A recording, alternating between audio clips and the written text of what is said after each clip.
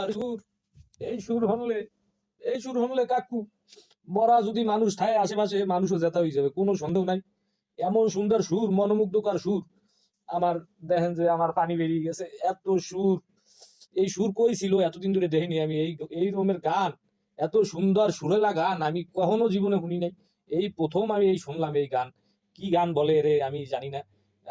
যদি মরা কোনো মানুষের পাশে যদি এই গান বাজান, তাইলে মনে হয় যে সিরিয়াসলি তারা জেতা হয়ে যাবে, এতে কোনো সন্দেহ নাই। কারণ গার ভিতর জ্বালা